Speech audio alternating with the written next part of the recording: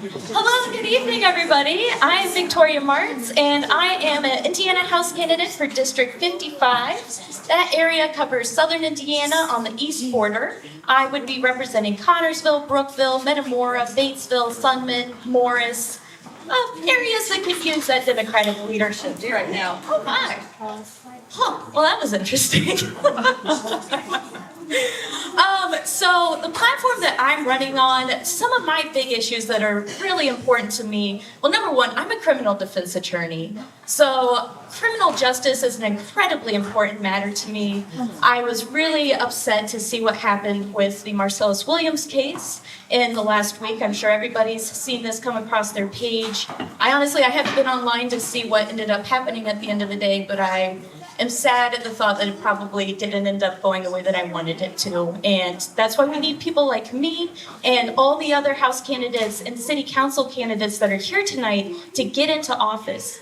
So I don't know how many of you know this, but Indiana is actually a state that has had both a trifecta and a triplex domination by the Republican Party for almost the last 20 years. So it's about 19 years. But what that means is that the Republican Party has dominated both the Indiana House, the Senate, the governorship, the lieutenant governorship, and the Indiana Attorney General's office for the last 20 years. So remember that when you're talking to your neighbors, you're talking to your family members, and you're talking to your friends, and they tell you, I'm upset with what my government is doing, tell them, okay, well, you're upset with Indiana's Republican Party. Let's make a decision to do things different this year, because truly the Democratic Party is the one that's going to change things for the better. So I have the lovely opportunity to introduce one of these other amazing Democratic House candidates. He comes from Johnson and Shelby County. He's lived there for about the last 30 years of his life, give or take. A little time away, a little time back. But it's been a significant period. And he is going to do great work for environmental protection, which is an issue that is also extremely important to me, as I want to see our forests, our wetlands, and our water sources protected. And he actually works with a company that works on recovering soil and water sources right now, both groundwater, waterways, and other water sources. So this is a big part of why I'm working with the Indiana Rural Summit. Each Indiana House candidate with the summit has this specialty that they bring to the table. And I wish I could go into every single candidate's specialty that they bring to the table, but I'll let them tell you about it themselves. So for now, let me introduce Michael Potter, the Indiana Democratic House candidate for District 47.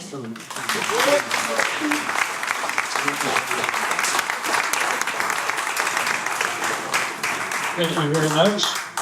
So I hear coaches, teachers, and dad bod dads are real popular these days. Is that right? Yeah. So I started out back after high school, and I did a little bit of coaching at a school that they're okay at football. Some of you may have heard of Center Grove High School. Yeah, they're okay.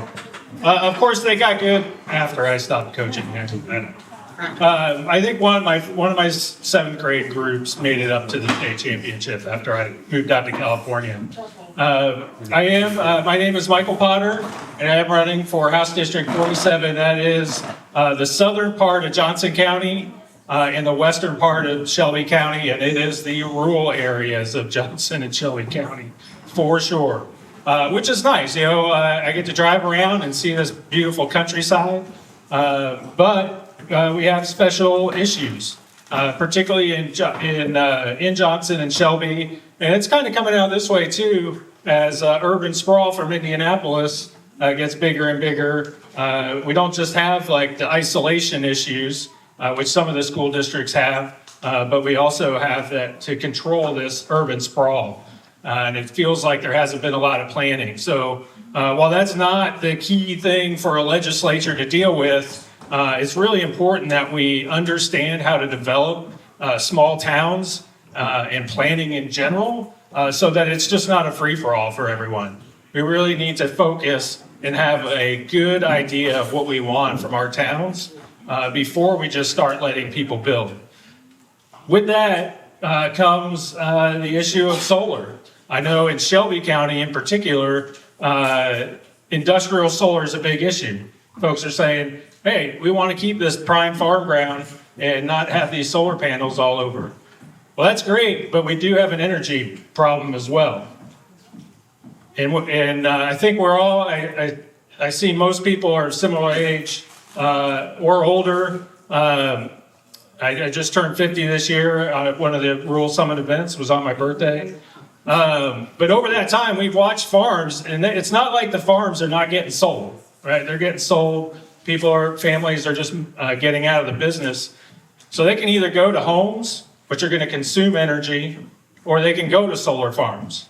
Now, I don't care to have a farm full of solar panels. What I would prefer is for us to take our own responsibility, develop programs to have solar panels on your house, or as they're talking about outside, community solar, right? Community solar is a great option where we can all buy in and have a plot of land that's dedicated to solar for the whole community. That's a great way to look at energy solutions that don't involve fossil fuels and minimize the amount of farmland that's used in creating that power.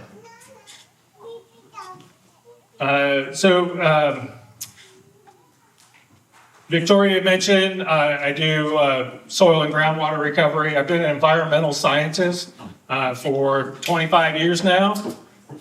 So I believe in science. I believe in COVID and being vaccinated. I believe in vaccines in general.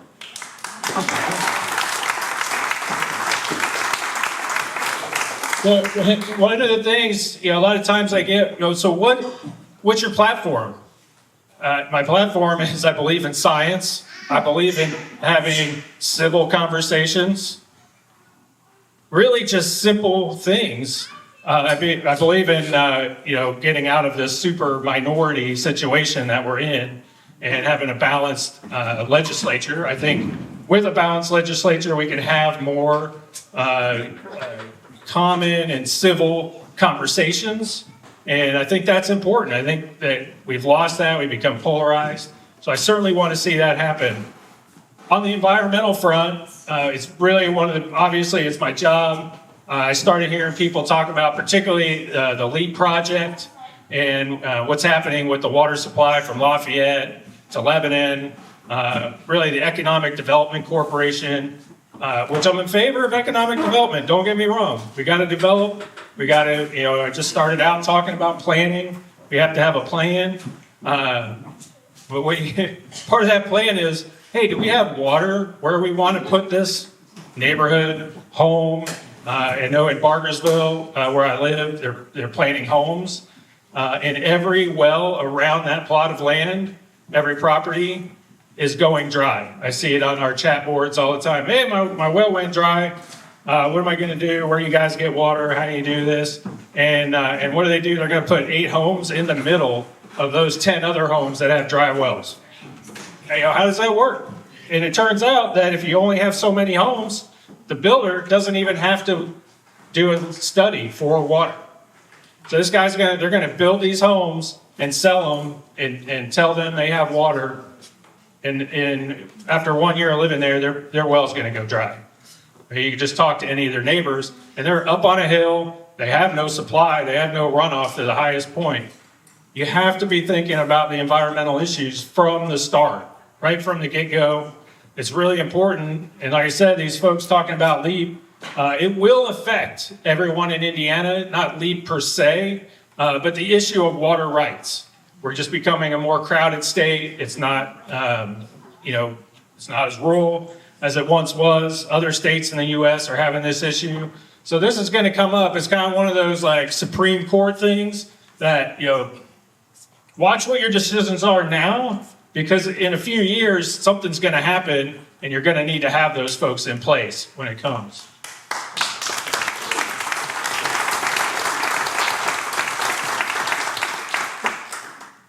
So I really appreciate y'all coming out tonight. I am really pushing for progress in Indiana and cooperation in Indiana. And I really want to move this state forward in a positive, ethical way. I really thank all my Rural Summit folks and their teams that are really supporting me and bolstering me up What's great is I also started out talking about being a coach. Everything I do is team. It's all about team, and being not part of this Rural Summit team has been a real blessing to me. I think it's a real blessing to you all for our communities. Thank you very much.